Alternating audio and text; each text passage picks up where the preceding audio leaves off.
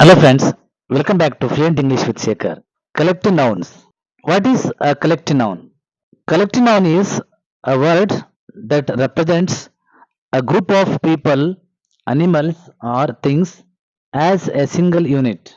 For example, an album of photographs. Here album is a collective noun that represents a group of photographs.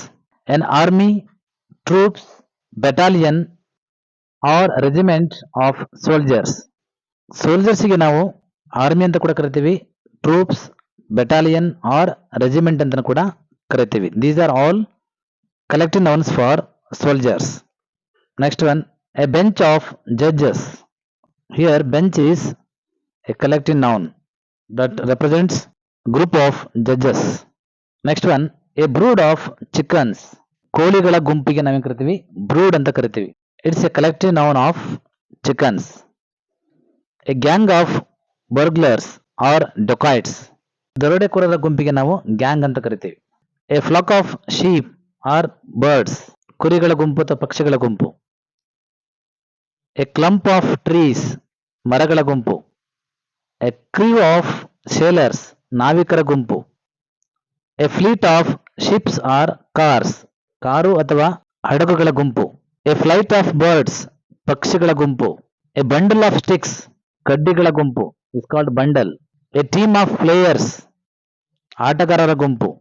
A troupe of artists or dancers. ಕಲಾವಿದರು ಅಥವಾ ನೃತ್ಯಗಾರರ ಗುಂಪಿಗೆ ನಾವು troupe ಅಂತ ಕರಿತೀವಿ. A swarm of bees.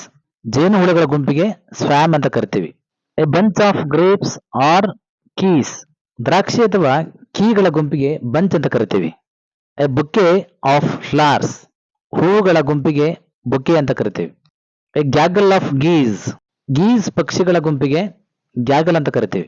A herd of cattle or swine or goats.